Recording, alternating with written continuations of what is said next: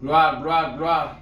Bonjour à tous, je suis votre frère Manuel. Ravi de vous retrouver ce matin pour un nouveau numéro de la Rhapsodie du mardi 29 avril 2025, intitulé Mettez-le à l'épreuve dans votre vie.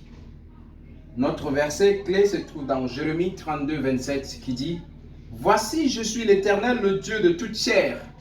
Y a-t-il rien qui soit étonnant de ma part? En tant qu'enfant de Dieu, ne vous retrouvez jamais dans des situations de désespoir ou de manque jusqu'au point où vous êtes contraint de mendier. Même dans la prière, Dieu ne veut pas que vous le suppliez. Il vous a trop honoré pour cela. Au lieu de cela, prenez votre place légitime comme héritier. Embrassez votre position en tant qu'enfant du monarque de l'univers, honoré, rendu digne et glorifié. Alléluia. Le problème avec certaines personnes est qu'elles réfléchissent à la taille de leurs problèmes, au lieu de se focaliser sur le Seigneur. Ce dont vous avez besoin, c'est de prouver Dieu dans votre vie. Observez ce qu'il dit dans Malachie 3,10. Il dit, mettez-moi de la sorte à l'épreuve. Mettez-le à l'épreuve. Et voyez, il n'est pas intimidé par la grandeur de votre besoin. Cela me rappelle une rencontre avec une certaine dame qui est née avec une condition sanguine. Elle était venue me voir. Ça, c'est Pasteur Chris qui parle. Et pendant qu'elle parlait, elle a décrit son état inquiétant, à quel point cela avait été grave et comment cela avait défié tous les efforts médicaux. En l'écoutant, je me disais, tout ce qu'il faudrait pour changer sa vie, c'est quelques secondes et quelques paroles. Immédiatement, je lui ai dit, au nom du Seigneur Jésus-Christ, tu es restauré. Et c'était tout. Elle a été guérie. Alléluia. Quelques semaines plus tard, elle a fait tous les tests médicaux. Il n'y a plus eu de traces de la maladie dans son corps. Faites confiance à Dieu dans votre vie. Faites votre part et voyez s'il ne fera pas sa part. Il est plus disposé et plus enthousiaste pour votre succès que vous ne pourriez jamais l'être pour vous-même. Alléluia. C'est pourquoi, lorsque vous priez, suppliez pas avec Dieu. Vous n'agissez pas comme s'il est réticent à vous bénir. Jésus a dit dans Matthieu 7, 11, « Si donc, méchants comme vous l'êtes, vous savez donner de bonnes choses à vos enfants, à combien plus forte raison votre Père qui est dans les cieux donnera-t-il de bonnes choses à tous ceux qui lui demandent? Exercez simplement votre foi et votre confiance au Seigneur, car il vous aime plus que vous vous aimiez. Et il est plus que capable de vous soutenir dans une dimension de la surabondance. Mettez-le à l'épreuve dans votre vie. Alléluia. Bien-aimé, je vais t'encourager par ces paroles. Je ne sais pas ce que tu es en train de traverser. Peu importe la situation que tu traverses, peu importe le problème, ça peut être un problème spirituel, un problème financier, un problème dans la famille, un problème dans ta carrière, un problème, une situation d'urgence. Ce n'est pas à toi de t'inquiéter. Mets Dieu à l'épreuve dans ta vie. Introduis Dieu dans la situation. Mets-le à l'épreuve. Il est sa parole. Sa parole dit, je ne t'abandonnerai pas, je ne te délaisserai pas. Proclame sa parole et repose-toi. Tu sais, pour que tu viennes dans ce monde, ça n'a pas été ton idée. Pour que tu naisses dans ce monde, ça n'a pas été ton idée. Même le fait que tu aies faim, il y avait le Créateur qui t'a créé avec le désir d'avoir faim. Cela veut dire qu'il a déjà l'idée de te pourvoir. Il y avait le Créateur qui t'a créé avec le désir de t'habiller. Cela veut dire qu'il a déjà fait les plans pour la provision pour ton habillement. Il a déjà le Créateur qui t'a créé avec le besoin de protection d'une maison. Il a déjà fait la provision pour cela. Que voulez-vous faire? Voulez-vous voyager? Voulez-vous réaliser votre projet? Voulez-vous fonder une famille? Voulez-vous commencer une nouvelle affaire? Toutes ces choses ne devraient pas être votre inquiétude. Reposez-vous sur la parole. Après tout, Vous n'existez pas pour vous-même. Vous n'avez pas besoin de ces choses pour vous-même, mais pour la gloire de son nom. Si vous êtes même dans le ministère, c'est lui qui vous a appelé. Faites votre part et faites confiance à lui. Mettez-le à l'épreuve. Simplement, retenez sa parole pour chaque situation. Proclamez cette parole et reposez-vous. Que ce soit une situation de santé, vous allez l'expérimenter. Alléluia. Plusieurs fois, je me suis trouvé au coin de la route où j'ai besoin de miracles.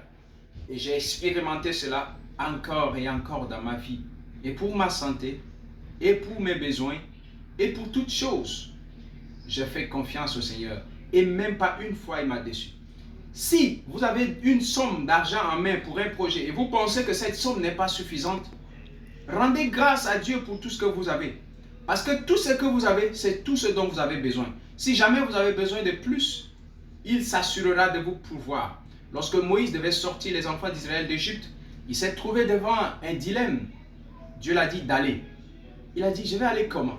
Avec quelle intelligence? Avec quelle capacité? Qu'est-ce que j'ai? Je n'ai pas une armée, je n'ai pas d'épée, je n'ai pas d'arme. Dieu l'a dit, qu'est-ce que tu as en main? Un bâton. Et Dieu lui a dit, c'est tout ce que tu as besoin. Et il a utilisé ce bâton pour faire sortir les enfants d'Israël. Bien-aimés, peu importe ce que vous avez en main, peu importe si vous rendez grâce à Dieu, vous déclarez la parole et qu'aucune autre chose ne s'ajoute, ça veut dire que c'est tout ce dont vous avez besoin pour aller là où Dieu veut vous amener. Alléluia. Si vous m'écoutez ce matin, vous n'êtes pas encore né de nouveau. Je lance un appel solennel pour vous maintenant, de venir à Christ, de recevoir la vie éternelle, d'être né de nouveau. Priez avec moi simplement, par la foi, à haute voix, en déclarant ces paroles avec moi. Et Jésus-Christ sera le Seigneur de votre vie. Vous recevrez la vie éternelle. Mettez la main droite sur le cœur et dites avec moi cette prière. Ô Seigneur Dieu, je crois de tout mon cœur au Seigneur Jésus-Christ. Je crois qu'il est mort pour moi et Dieu l'a ressuscité des morts. Je crois qu'il est vivant aujourd'hui. Je confesse de ma bouche que Jésus-Christ est le Seigneur de ma vie à partir d'aujourd'hui. Par lui et en son nom, je reçois la vie éternelle. Merci Seigneur d'avoir sauvé mon âme. Je suis désormais un enfant de Dieu. Alléluia. Amen. Si vous avez fait cette prière pour la première fois, n'hésitez pas à m'écrire afin que je puisse vous aider, vous orienter encore davantage à découvrir votre héritage en Christ. Toutes les choses que Christ vous a données en lui. Alléluia.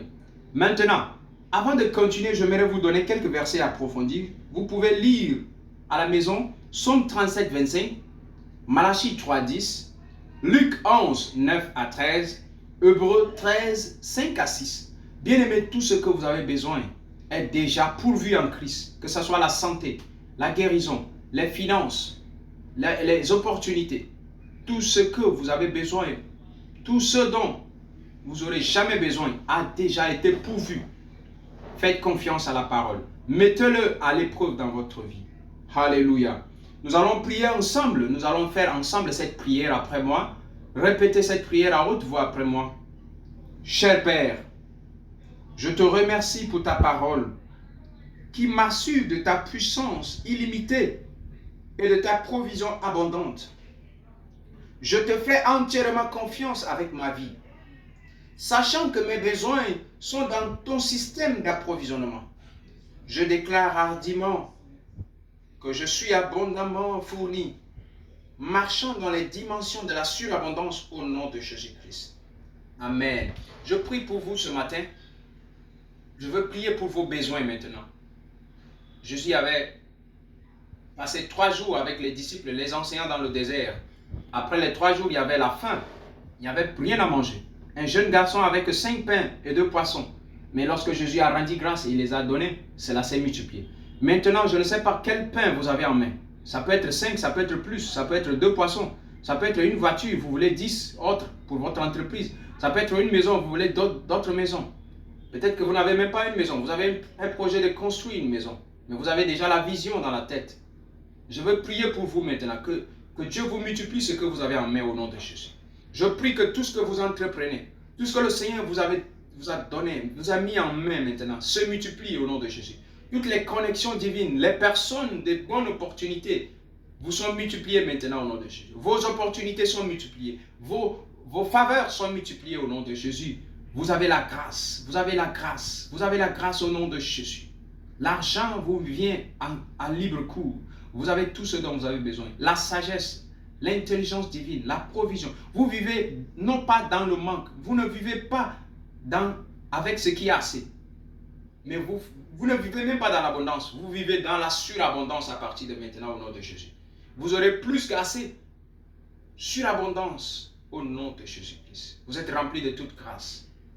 Pour vous aider, pour aider les autres et pour aider dans l'œuvre de Dieu. Au nom de Jésus-Christ.